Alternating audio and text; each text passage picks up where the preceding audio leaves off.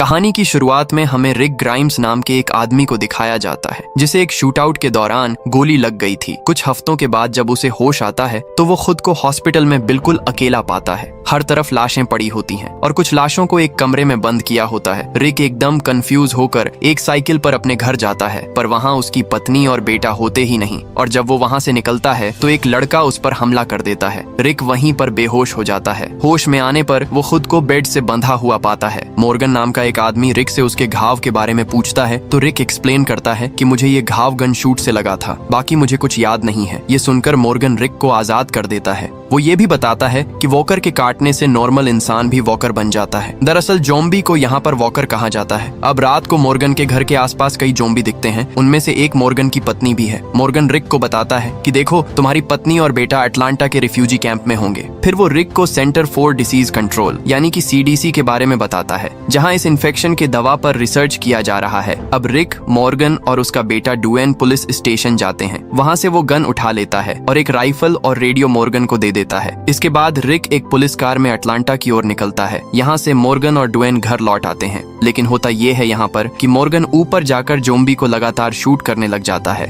वो अपनी पत्नी को भी मारना चाहता है लेकिन हिम्मत नहीं जुटा पाता। इसी बीच रिक को दिखाते हैं जो हाईवे से सर्वाइवर्स कैंप को एक मैसेज भेजता है, और ये वही कैंप है जहाँ पर उसकी पत्नी लोरी अपने बेटे काल के साथ होती है। वो मैसेज रिसीव करते हैं लेकिन अटलांटा की इस खतरनाक सिचुएशन के बारे में रिक को वार्निंग मैसेज नहीं भेज पाते। अब यहाँ पर लोरी रिक के बेस्ट फ्रेंड शेन के साथ थोड़ा फ्लर्ट कर रही होती है। रास्ते में यहाँ कार का फ्यूल खत्म हो जाता है और रिक को कहीं फ्यूल स्टेशन नजर नहीं आता। फिर वो अपने पिता के फार्म में जाता है जहाँ उन्होंने पूरी फैमिली को शूट कर दिया था और आखिर में खुद भी मर गए थे। रिक फार्म से एक घोड़ा लेकर आगे बढ़ता है। जब वो अटलांटा सिटी पहुँचता है तो उसे जोम्बी घेर लेते हैं। अचानक हेलीकॉप्टर की आवाज आती है। रिक उसी साउंड को फॉलो करता है लेकिन उसके लिए इतना आसान नहीं होता क्योंकि जोम्बी की भीड़ में वो फंस जाता है। जोम्बी तो घोड़े पर भी अटैक करते हैं और रिक वहां से बचकर कैसे भी करके निकल जाता है। अब यहाँ से वो एक मिलिट्री टैंक के अंदर छुप जाता है ताकि कोई उसको देख ना पाए। तभी उसे रेडियो पर उसके फ्रेंड ग्लेन की आवाज आती है। यहाँ सर्वाइवर्स कैंप में लोरी मशरूम्स तोड़ने के बहाने जंगल में जाती है और वहाँ शेन के साथ इंटीमेट हो जाती है। तो यहाँ रेडियो पर एक आदमी रिक को वार्न करता है कि जोम्बी घोड़े को खा रहे हैं, तुम जल्दी से वहाँ से भाग जाओ, ये सही मौका है तुम्हारे लिए। रिक अब हिम्मत करके टैंक से बाहर निकलकर वहाँ से भाग जाता है। फिर वो एक जगह पर ग्लैन से मिलता है। दोनों लैडर की मदद से एक बिल्डिंग पर चढ़ जाते हैं। वहाँ से वो सीधे एक ऊंची बिल्डिंग पर पहुँचते हैं जहाँ फर्स्ट फ्लोर पर एक स्टोर होता है। यहाँ पर ग्लैन और उसके साथी फूड आइटम्स को लेने के लिए आए थे, लेकिन बिल्डिंग के ऊपर से मरील नाम का आदमी जोम्बी को शूट कर रहा होता है। लेकिन तभी वहाँ पर टी डॉग नाम का एक आदमी भी होता है जो मना करता है क्योंकि उसके एम्यूनिशन खत्म हो रहे थे और वो नहीं चाहता था कि वो खत्म हो जाए। फिर रिक को बीच में घुसना पड़ता है और वो मरील को पीटता है। उसे एक पाइप के साथ हथकड़ी भी लगा देता है। अब यहाँ पर मोरेल्स नाम का आदमी बताता है कि अटलांटा में कोई सर्वाइवर कैंप है ही नहीं,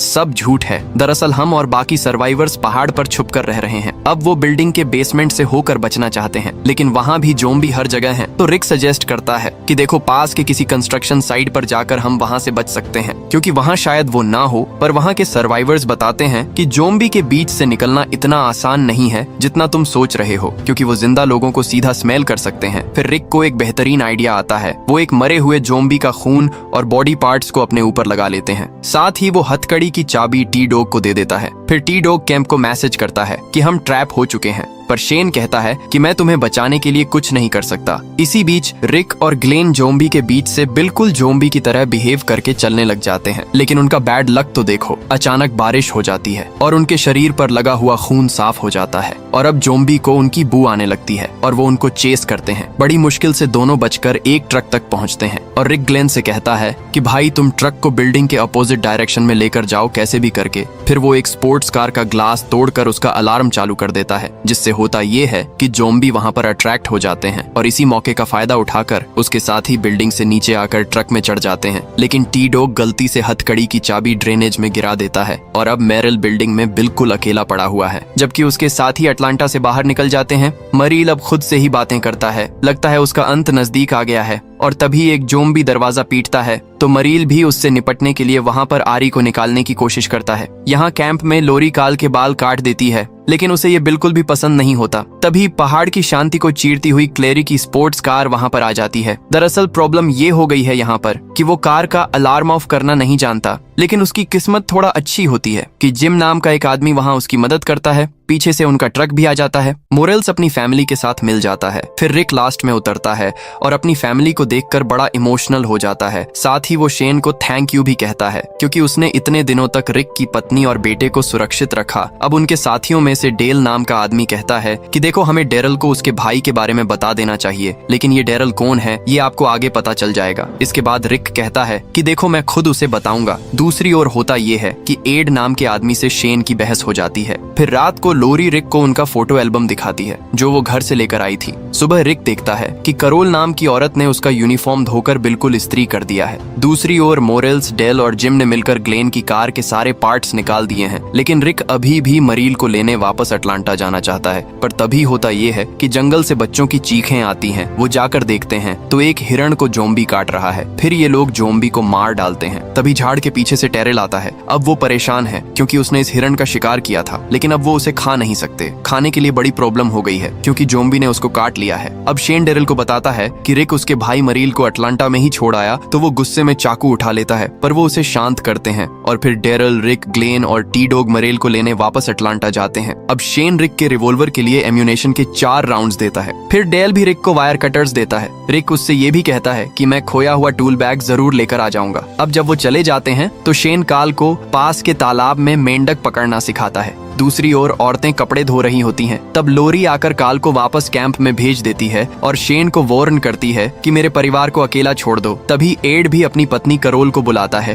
पर एंड्रा नाम की एक औरत उसे रोक देती है और जब करोल इनकार करती है तो एड उसके मुंह पे पंच कर देता है। इतने में होता ये है कि शेन वहां पर आकर एड को पीट देता है। करोल भी शौक के मारे रोने लग जाती है कि ये क्या हो रहा है। दूसरी तरफ रीक, डेरिल, ग्लेन और टी डॉग वैन को रेल रोड पर छोड़कर उस बिल्डिंग के रूफ पर पहुंच जाते हैं। वो खून से गीली आरी और एक कटा हुआ हाथ देखकर बिल्कुल चौंक जाते हैं। कैंप के पास यहाँ एंड्रा और उसकी बहन आर्मी की एक बोट में फिशिंग कर रही होती है। दोनों अपने पापा और अपनी फैमिली के बारे में डिस्कस करते हैं, पर दोनों की उम्मीद है कि उनके पेरेंट्स फ्लोरिडा में ठीक होंगे और यहाँ की तरह वहाँ इन्फेक्शन नहीं फैला होगा। यहाँ कैंप में डेल देखता है कि जिम बहुत देर तक एक जगह पर खुदाई कर रहा है। पता नहीं क्यों अटलांटा में डेरिल टी डॉग पर अटैक करने की तैयारी कर रहा होता है, पर रिक उसे शांत कर देता है कि क्यों कर रहे हो ये फालतू की चीजें। फिर वो मरील का कटा हुआ हाथ एक बैग में डाल देते हैं। उसका हाथ कट चुका था। साथ ही वो खून के निशान को फॉलो करके पास के बिल्डिंग में पहुंच जाते हैं और यहाँ डेल के पूछने पर भी जिम नहीं बताता कि वो गड्ढा क्यों खोद रहा है।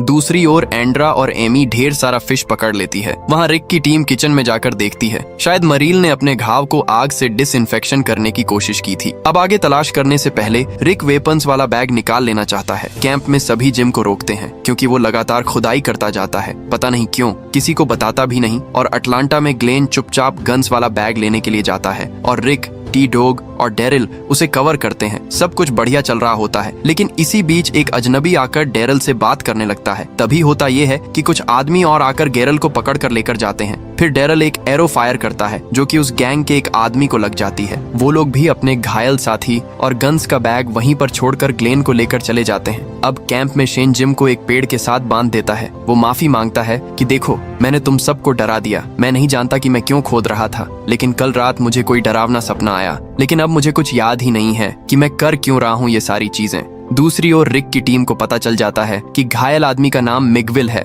मिगविल इनको अपने ग्रुप के पास लेकर जाता है। उनका लीडर ग्लेर्मो कहता है कि मिगविल और गन्स वाले बैग को हमारे हवाले कर दो, वरना मेरे आदमी ग्लेन को नीचे फेंक देंगे। और अब टी डॉग और मिगविल वापस बिल्डिंग में पहुंच जाते हैं। डेरिल कहता है कि हमें ग्लेन की कुर्बानी देनी पड़ेगी क्योंकि गन्स ज्यादा इंपॉर्टेंट है ग्लेन से, लेकिन ग्लेन ने रिक की जान भी बचाई थी, इसलिए वो उसे नहीं छोड़ सकता। ये सोचकर वो फिर से ग्लेर्मो के पास जाते हैं, लेकिन गन्स ना लौटाने का फैसला करते हैं। और तभी अचानक एक बुजुर्ग औरत आकर विनती करती है कि फिलिप को मत लेकर जाओ। अब ये फिलिप कौन है? रुक जाओ दोस्तों, पता चल जाएगा। वो औरत इनको पीछे के कमरों के पास लेकर जाती है जहाँ कुछ बुजुर्ग औरतें होती हैं। तो पता चलता है कि ग्लेयर्मो फिलिप नाम की नर्स के साथ मिलकर इन बुजुर्गों को ज़ॉम्बी और दूसरे डाकुओं से बचा रहे हैं। अब इनका मिशन देखकर रिक उन्हें अपने आधे वेपन्स दे देता है। फिर जब वो रेल रोड पर पहुंचते हैं तो उनका वैन वहां से गायब हो जाता है। पता नहीं कौन ले गया, लगता है मैरल ले गया होगा वैन। फिर वो पैदल ही चलकर कैंप में लौट आते हैं तो वहां पर एंड्रिया डेल से एक पेपर रैपर मांगती है ताकि वो अपना मरमेड नेकलेस संभाल कर रख पाए। वो इसे एमी को उसके बर्थडे पर गिफ्ट करना चाहती है। दूसरी ओर शेन जिम को खोल देता है और बच्चों के साथ मिलकर फिश की क्लीनिंग करता है। शाम को सभी फ्रेंड फिश एंजॉय करते हैं। अब करोल एड के टेंट में जाती है लेकिन वो किसी भी सेलिब्रेशन में भाग नहीं लेना चाहता। कैंप फायर में डेल कहता है कि टाइम को ट्रैक करने के लिए मैं रोज अपने वॉच को वाइंड करता रहता हूँ। अब ये बात कर ही रहे होते हैं कि इसी बीच होता ये है, एड को एक ज़ॉम्बी अटैक कर जाती है। दूसरा ज़ॉम्बी तो एमी का हाथ चबा जाता है। अब वहां पर बिल्कुल हलचल मच जाती है लेकिन सभी मिलकर ज़ॉम्बीज अटैक को मैनेज कर लेते हैं। एंड्रिया अपनी बहन की लाश पर रोने लग जाती है। तब जिम बताता है कि शायद मुझे सपना आया था कि कई लोगों की मौत होने वाली है और इसी वजह से मैं सारा दिन कब्र खोद रहा था। अगली सुबह रिक मॉर्गन को वॉकी टोकी पर कांटेक्ट करके बताता है कि अटलांटा सिटी अब ज़ॉम्बी का राज्य बन चुका है, इसलिए तुम अटलांटा से दूर रहना। एंड्रिया एमी की लाश के पास बैठकर बहुत ज्यादा रो रही होती है। तब लोरी उसे दिलासा देती है। दूसरी ओर ग्लेन और टी डॉग लाशों को जला रहे होते हैं और रिक तो एंड्रिया से बात करने की कोशिश करता है पर वो उस पर गन दान देती है। फिर उसे घबराकर दूर जाना पड़ता है। दोस्तों, अगर आप यहाँ तक पहुँच चुके हैं इसका मतलब आपको कहानी अच्छी लग रही है, इसलिए एक लाइक और सब्सक्राइब तो बनता है। अब आगे डेरिल कहता है कि हमें जल्द से जल्द एमी को डिस्पोज करना होगा वरना वो किसी भी वक्त ज़ॉम्बी बनकर हम पर अटैक कर देगी। लेकिन वो एंड्रिया को शोक मनाने का वक्त देना चाहते हैं क्योंकि उसे बहुत दुख हो रहा होता है। मोरल्स और डेरिल एक लाश को आग में डालने जाते हैं लेकिन ग्लेन कहता है कि इन्हें दफनाना होगा। फिर जेकी नाम की औरत और जिम मिलकर लाशों को इकट्ठा करते हैं। तभी जेकी जिम की शर्ट पर खून देखकर उससे सवाल करती है पर वो कहता है कि ये खून ये तो लाशों को उठाते वक्त लग गया था। लेकिन जब जेकी को सच पता चलता है तो जिम कहता है कि प्लीज प्लीज किसी को मत बताओ, पर जेकी तो घबराकर सबको बता देती है। इतने में जिम बेलचा उठा लेता है। टी डॉग तो उसको पीछे से पकड़ लेता है और डेरिल उसकी शर्ट उतार कर देखता है तो उसके पेट में ज़ॉम्बी बाइट का निशान होता है। अब सभी सोचने लग जाते हैं कि अब इसका क्या किया जाए, पर रिक उसे मारने से साफ इनकार कर देता है। वो कहता है कि देखो, हमें इसे लेकर सीडीसी जाना होगा और वो सीडीसी यहाँ से 25 मील की दूरी पर है। बस हम सब वहाँ पर आराम से शिफ्ट हो सकते हैं। पर शेन कहता है कि हमें फर्ट बिगिनिंग के आर्मी बेस में चले जाना चाहिए जो कि अपोजिट डायरेक्शन में 100 मील्स की दूरी पर है। वहाँ ज्यादा सेफ होगा, दोनों जगहों पर खाना और रहने की जगह मिल जाएगी। पर रिक का मानना होता है कि फर्ट बिगिनिंग अब तक लोगों से भर गया होगा। इतना ही नहीं, सीडीसी में ज्यादा सुरक्षा है क्योंकि न्यूक्लियर अटैक या फिर टेररिस्ट अटैक के वक्त सबसे पहले सीडीसी को ही प्रोटेक्ट किया जाता है। इसी बीच डेरिल जिम को मारने जाता है लेकिन रिक उस पर गन तान देता है कि देखो अभी ऐसा कुछ मत करो। शेन भी रिक को ही सपोर्ट करता है। तब जाकर डेरिल अपना वेपन फेंक देता है। इसके बाद रिक जिम को वैन के अंदर के बेडरूम में भेजता है। दूसरी ओर डेल एंड्रा को बताता है कि मेरी पत्नी कैंसर पेशेंट थी, मैं उसे हर कैंसर स्पेशलिस्ट के पास लेकर गया लेकिन वो पहले से ही अपना अंत स्वीकार कर चुकी थी। जब वो मर गई थी तो मुझे बहुत गुस्सा आया। मुझे लगा कि उसके साथ बिताया हुआ हर पल एक धोखा था। तभी एंड्रिया भी स्माइल करके एक पिंक टिश्यू पेपर में लपेटा हुआ मरमेड नेकलेस निकालती है। फिर वो एमी को हैप्पी बर्थडे कहकर उसे नेकलेस पहना देती है। दूसरी ओर डेरिल मरे हुए ज़ॉम्बी के सर पर कुल्हाड़ी मारता रहता है और जब वो एड के सर पर मारने जाता है तो करोल उसको रोक लेती है और कहती है इसे तो मैं मारूंगी। ये कहकर वो कुल्हाड़ी उठाकर एड के सर पर लगातार वार करती जाती है। वो कई सालों से एड के जुल्म सह रही थी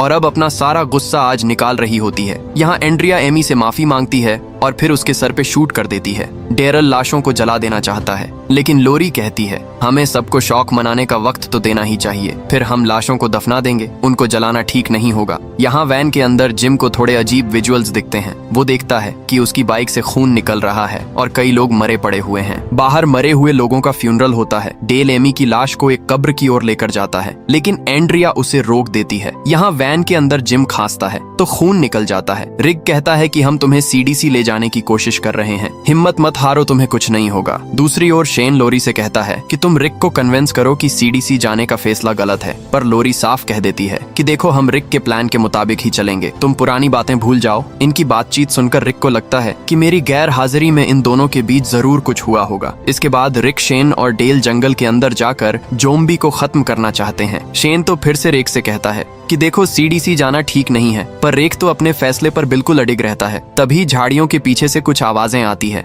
अब सभी अपनी गन्स लेकर अलग अलग दिशाओं में चेक करने जाते हैं। शेन अपनी गन उठाता है तो उसका एम रिक पर पड़ जाता है और वो गहरी सांस लेकर कुछ सेकंड्स के लिए बिना हिले खड़ा रहता है। लेकिन तभी एक आवाज आती है और उसका फोकस टूट जाता है। फिर वो अपनी गन फेंक देता है, लेकिन इसी बीच वो नोटिस करता है कि टेल उसे देख रहा था। यहाँ कैंप में लौटकर शेन सबको बताता है कि हमें रिक का फैसला मान लेना चाहिए क्योंकि उसमें ही भलाई है। हम कल सुबह सीडीसी की ओर निकलेंगे। सुबह होते ही रिक मॉर्गन को कांटेक्ट करने की कोशिश करता है। वो बताता है कि हम सीडीसी जा रहे हैं। हम वहाँ का रूट मैप हमारी रेड कार पर टेप से चिपका कर जाएंगे ताकि तुम और तुम्हारा बेटा मैप को फॉलो करके सीडीसी पहुंच सके। अब यहाँ शेन सबको इंस्ट्रक्ट करता है कि सभी को एक साथ रहना होगा, कोई इधर उधर नहीं जाएगा। तभी मोरल्स बताते हैं कि मेरी फैमिली सीडीसी नहीं जाएगी बल्कि हम बर्मिंघम जा रहे हैं जहाँ मेरी वाइफ के पेरेंट्स रहते हैं। इसके बाद रिक मोरल्स को .357 मैग्नम रिवॉल्वर देता है। फिर मोरल्स की बेटी करोल की बेटी सोफिया को अपनी गुड़िया देकर अपनी फैमिली के पास लौट आती है। फिर वो सभी मोरल्स की फैमिली से विदा लेकर वहाँ से निकल जाते हैं। यहाँ वैन के अंदर जिम की हालत बहुत ही खराब हो जाती है। रास्ते में तो एक और प्रॉब्लम आ जाती है, वैन का रेडिएटर होस फट जाता है। फिर शेन और टी डॉग उसका रिप्लेसमेंट ढूंढने निकल जाते हैं। जिम कहता है कि मुझे यहीं छोड़कर तुम लोग सीडीसी चले जाओ, मुझसे तुम सबको खतरा है, मैं कभी भी ज़ॉम्बी बन सकता हूँ। लेकिन उसके साथी उसे इस तरह नहीं छोड़ना चाहते थे। जिम बार बार विनती करता है और फिर फाइनली उन्हें उसकी बात माननी पड़ती है। वो जिम को एक पेड़ के पास छोड़ देते हैं। जैकी तो उसके गाल पर किस करती है और अपना सफर जारी रखते हैं। किसी और जगह पर एक वीडियो मॉनिटर पर एक आदमी दिखाई पड़ता है। इसका नाम है डॉक्टर जेनर। वो बताता है कि इस वायरस आउटब्रेक के 194 दिन हो चुके हैं और 63 दिन पहले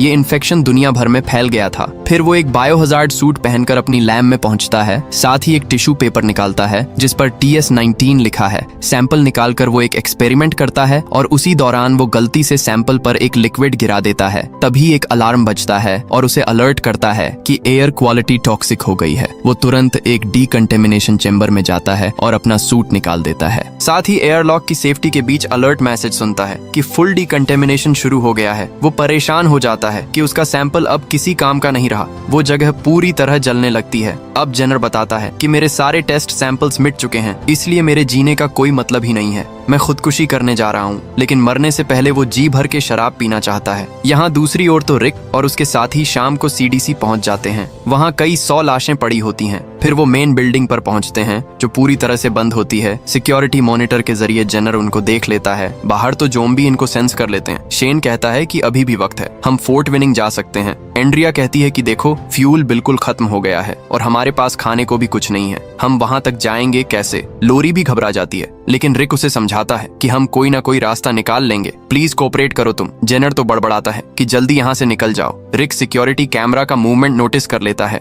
और मेटल डोर्स पर पीटने लग जाता है। वो चिल्लाता है कि हमें प्लीज अंदर अलाव करो। इतने में ज़ॉम्बी उन्हें घेर लेते हैं और तब दरवाजा खुलता है। अंदर से एक तेज रोशनी आती है। फिर यहाँ फ्लैशबैक में इस आउटब्रेक की शुरुआत का सीन दिखाते हैं। एक्चुअली शेन रिक से मिलने के लिए किंग काउंटी हॉस्पिटल में जाता है। उसने डेप्यूटी शेरीफ का यूनिफॉर्म पहना होता है। वो देखता है कि आर्मी जल्दी जल्दी पेशेंट्स को इवैक्यूएट कर रही है और इन्फेक्टेड लोगों को शूट कर रहे होते हैं। वो लोग यहाँ से रिक को बचा कर ले जाना चाहता है, लेकिन उसके शरीर पर कनेक्ट किए हुए ट्यूब्स और वायर्स देखकर वो ऐसा नहीं करता। तभी 2 आर्मी सोल्जर्स अंदर आ जाते हैं और शेन रिक के बेड के पीछे छुप जाता है ताकि कोई देख ना पाए। वो रिक को जगाने की बहुत कोशिश करता है, लेकिन तभी पावर ऑफ हो जाती है और सारे मॉनिटर्स बंद हो जाते हैं। वो अपने पार्टनर रिक को किसी भी तरह बचाना चाहता था। फिर वो उसके सीने पर कान रखकर सुनता है, पर उसे रिक की धड़कन सुनाई नहीं देती। वो बहुत दुखी हो जाता है कि कहीं रिक मर तो नहीं गया और वो रिक को कमरे में बंद कर देता है। कुछ भारी चीजों से दरवाजे को ब्लॉक कर देता है। उसको ये लगता है कि उसका दोस्त रिक मर गया। यहाँ से प्रेजेंट में दिखाते हैं कि रिक और उसके साथी सीडीसी के अंदर जा चुके हैं। तभी डॉक्टर जेनर आता है और सबका ब्लड टेस्ट करना चाहता है। अब करोल बताती है कि देखो मुझे इन अंडरग्राउंड जगहों से बहुत प्रॉब्लम होती है, मुझे घुटन होती है यहाँ पर जेनर कहता है कि तुम ये मत सोचो कि ये बंद जगह है, आराम से रहो। वो उन्हें कंट्रोल रूम में लेकर जाता है। फिर रिक पूछता है कि बाकी डॉक्टर्स कहाँ पर है, आप अकेले रहते हैं क्या? यहाँ पर जेनर बताता है कि सिर्फ मैं बचा हूँ। इसके बाद वो एंड्रा का खून लेता है तो वो तो पूछती कि ब्लड टेस्ट की जरूरत क्या है, अगर मुझे इन्फेक्शन होता तो बुखार होता। पर जेनर कहता है कि देखो ये यहाँ का प्रोसीजर है। फिर वो सीडीसी के अंदर एक जगह खाना खाते हैं। यहाँ खाने और शराब की कोई कमी नहीं होती, सभी बड़े खुशी से खाना खाते हैं और खूब सारा ड्रिंक भी करते हैं। फिर सभी वहाँ के लग्जरियस बाथरूम में नहाते खाते भी हैं, लेकिन शेन बहुत गुस्से में होता है और शराब की पूरी बोतल पी जाता है। एंड्रिया भी बहुत उदास होती है जेनर की खातिरदारी के लिए। रिक उसको थैंक यू करता है क्योंकि इन्होंने बहुत दिनों के बाद इतने मजे से खाया पिया। इसके बाद करोल काल और सोफिया को सुलाने के लिए लेकर जाती है। लोरी फिर लाइब्रेरी में कुछ बुक्स देख रही होती है तो शेन लोरी से कहता है कि तुम बहुत सेल्फिश हो रिक, आते ही देखो तुमने मुझे छोड़ दिया है। लोरी कहती है कि तुमने मुझे ये बताया था कि रिक मर गया, इसलिए मैं तुम्हारे साथ आ गई थी, लेकिन अब रिक जिंदा है, इसलिए हम दोनों की रिलेशनशिप यहीं पर खत्म। लेकिन उसकी नीयत खराब होती है। वो लॉरी के साथ जबरदस्ती करता है, लेकिन वो उसे नाखूनों से घायल कर देती है। और जब रिक सोने आता है तो उसे पता चलता है कि लॉरी तो रो रही है। वो सोचता है कि लॉरी ज़ोंबी से घबराने की वजह से रो रही है। वो नहीं जानता कि कुछ देर पहले शेन ने उसके साथ क्या किया था। अगली सुबह सभी कैफेटेरिया में जाते हैं और बच्चों के अलावा सभी बिल्कुल हैंगओवर में होते हैं। लोरी रिक को एस्प्रीन देती है जो जेनर ने उसको दिया था। तभी शेन भी आ जाता है और कॉफी लेने के लिए जाता है। डोक पूछता है कि तुम्हारी गर्दन पर ये नाखूनों के निशान कहाँ से आए? क्या तुम्हें किसी ज़ोंबी ने काट दिया है? पर शेन कहता है कि एक्चुअली वो नींद में गर्दन पर मेरा नाखून लग गया था, इसीलिए। इसके बाद जेनर आकर उन्हें कंट्रोल रूम में लेकर जाता है। फिर वो उन्हें TS-19 यानी कि टेस्ट सब्जेक्ट 19 का ब्रेन स्कैन दिखाता है। ये एक इन्फेक्टेड इंसान का है जिसने CDC को अपने ब्रेन स्कैन का वीडियो रिकॉर्ड करने की परमिशन दी थी। जेनर एक्सप्लेन करता है कि इन्फेक्शन के बाद इसके ब्रेन के ब्लड वेसल्स फट गए थे और इसका खून वेसल के बाहर फैलने लगा। आखिर में जब पेशेंट मर गया तो सब कुछ ब्लैक हो जाता है। अब वो सभी एमी और जिम के बारे में सोचकर बड़े दुखी होते हैं, उनका भी यही हाल होगा। ये लोग ये सोच रहे होते हैं तो अब जेनर वीडियो को फास्ट फॉरवर्ड करके दिखाता है कि मरने के बाद TS-19 का क्या हुआ। अब उसके ब्रेन के अंदर के पार्ट्स धीरे धीरे चमकने लग जाते हैं। फिर उसके ब्रेन को एक बुलेट चीयर देता है। एंड्रिया रियलाइज करती है कि उसने इसी तरह एम के स्कल में बुलेट उतार दिया था। अब जेनर आगे कहता है कि देखो, मैं नहीं जानता कि ये क्या बीमारी है या इसका इलाज क्या है, मुझे नहीं पता। दूसरे रिसर्च सेंटर्स में मेरा कांटेक्ट भी कट चुका है क्योंकि यहाँ पर पावर नहीं है। तब डेल उसको रोक कर पूछता है कि दीवार पर लगा हुआ क्लॉक काउंटडाउन क्यों चल रहा है। दरअसल जब टाइमर 0 पर आ जाएगा तो बेसमेंट जनरेटर का फ्यूल खत्म हो जाएगा और इस पूरे सेंटर को डीकंटेम कर दिया जाएगा, यानी यहाँ का लैब एक्सप्लोड सैंपल्स यहीं जलकर राख हो जाएंगे। और अब रिक, शेन, टी-डॉग और ग्लेन जनरेटर को चेक करते हैं। जब वो बेसमेंट में होते हैं तो बिल्डिंग के इमरजेंसी लाइट्स ऑन हो जाते हैं। काल और लोरी ऊपर के कमरे में होते हैं और तभी अचानक बिल्डिंग के अंदर की हवा कट हो जाती है। जेनर एक औरत की फोटो देखकर कहता है कि मैंने कम समय में अपनी तरफ से पूरी कोशिश की थी, मुझे यकीन है कि मुझ पर तुम गर्व करोगी। अब लाइट्स एक एक करके ऑफ होने लगती हैं। जेनर बताता है कि ये बिल्डिंग खुद को शट डाउन कर रही है। आधे घंटे में पूरी बिल्डिंग डीकंटामिनेट हो जाएगी और इस प्रोसेस को रोकने के लिए हमारे पास फ्यूल है ही नहीं। तभी इमरजेंसी अलार्म्स जोर से बज जाते हैं। रिक्स सभी को अपनी चीजें उतार कर जल्द से जल्द बाहर भागने को कहता है, लेकिन इससे पहले कि वो बाहर निकले, जेनर उन्हें कंट्रोल रूम में यानी कि कंट्रोल सेंटर में लॉक कर देता है और कहता है कि तुम लोगों को अपनी किस्मत स्वीकार कर लेनी चाहिए और तुम्हारे पास कोई रास्ता नहीं है। इस बिल्डिंग के साथ हम सभी एक्सप्लोड्स होने वाले हैं। डेरिल और शेन अपनी गन और कुल्हाड़ी से दरवाजा तोड़ने की पूरी कोशिश करते हैं, पर जेनर कहता है कि ये दरवाजा इतना स्ट्रांग है कि रॉकेट लॉन्चर भी इनको तोड़ नहीं सकता। रिक तो जेनर पर चिल्लाता है कि तुम इतने दिनों से यहाँ पर कर क्या रहे थे, तुम बचकर क्यों नहीं गए। तब जेनर कहता है कि वो TS-19 सब्जेक्ट मेरी पत्नी थी और मैंने उसे प्रॉमिस किया था कि मैं आखिरी तक इस रिसर्च में अपनी कोशिश जारी रखूंगा। पर रिक और लोरी कहते हैं कि तुम यहाँ रुकना चाहते हो तो रुक जाओ, लेकिन हमें बाहर जाने दो प्लीज। जेनर कंट्रोल सेंटर का डोर अनलॉक कर देता है, लेकिन कहता है कि कंट्रोल सेंटर से तुम बाहर जा सकते हो, लेकिन बिल्डिंग से बाहर जाना नामुमकिन है। वो रिक से हाथ मिलाता है और उसके कान में कुछ कहता है। वो एग्जिट की ओर भागते हैं, लेकिन जैकी भी CDC में रहना चाहती है क्योंकि वो एमी और जिम की तरह इतनी बुरी मौत नहीं मरना चाहती। तभी एंड्रिया भी CDC में रुकने का ही फैसला करती है। डेल भी एंड्रिया के साथ रुकने का फैसला करता है। तभी CDC लॉबी में सारे दरवाजे लॉक होते हैं। वो दरवाजों और खिड़कियों पर पीटते हैं, कुल्हाड़ी मारते हैं, यहाँ तक कि उन पर शूट भी करते हैं, लेकिन ग्लासेस को कुछ नहीं होता। तभी क्रोल एक हैंड ग्रेनेड निकालकर रिक को देती है और कहती है कि जब मैं तुम्हारा पेंट वॉश करने जा रही थी तो ये पेंट पॉकेट में था। रिक तो तुरंत उसे डेटोनेट कर देता है और डीकंटामिनेशन से कुछ ही मिनट पहले ग्रेनेड ब्लास्ट हो जाता है और ग्लास फाइनली टूट जाता है। अब बेसमेंट में डेल एंड्रिया को प्रॉमिस करता है कि मैं इस हाल में तुम्हें नहीं छोड़ सकता,